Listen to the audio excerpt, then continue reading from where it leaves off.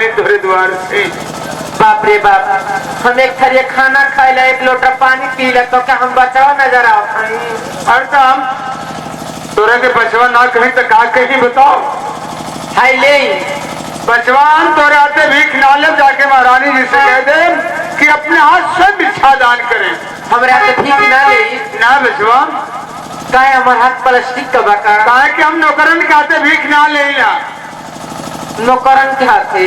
हाँ अरे दादा रे दादा, ए बाबा, अरे हाय ना लबत रहे ही के ले लो। अरे तू जो पहले आ जाई से ना लेबो ना।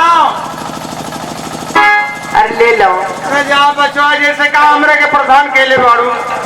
मन तो क्या हम खूब न बचावा नियर लगतानी।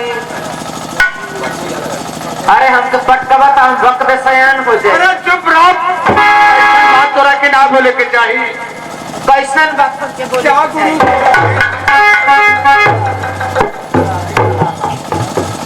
हेलो,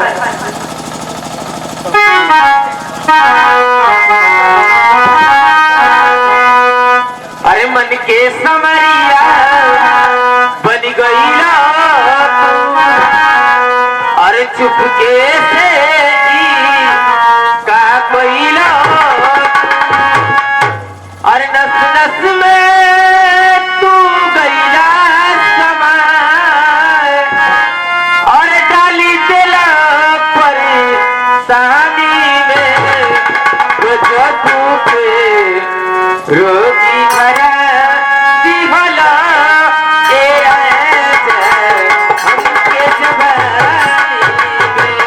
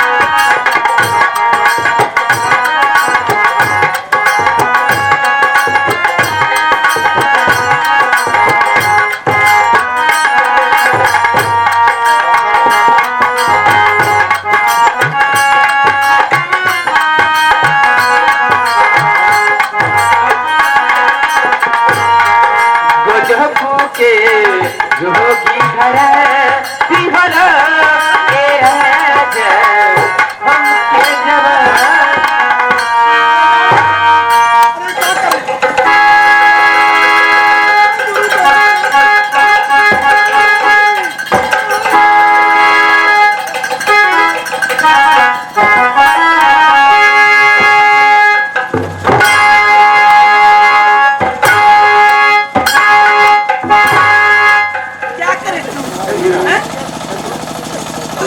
अरे महारानी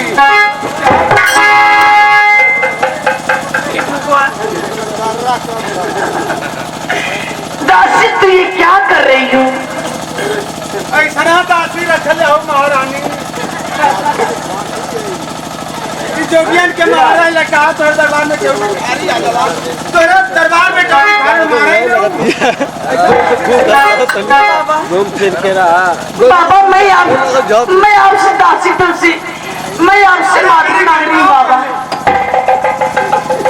महारानी जी साधु बाबा पूछ रहे हैं तुम क्या तुम अभी तक कुंवारी हो?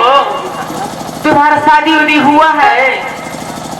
आप भी किसी साधु महात्मा को घर में घुसने के लिए इजाजत दे? जाओ यहाँ से जाओ क्या बकवास कर रहे हो जाओ यहाँ से महारानी जी मुझे साधु नहीं लग रहा है, जाओ यहाँ से तुम जाओ मुझे राम रहीम के बोल वाला दिख रहा है। जाओ यहाँ से जाओ तुम मैं इसको पा जाऊँ तो कच्चे ही खा जाऊंगी। अरे जाओ माई तू जाए जैसे मैं जा रही हूँ।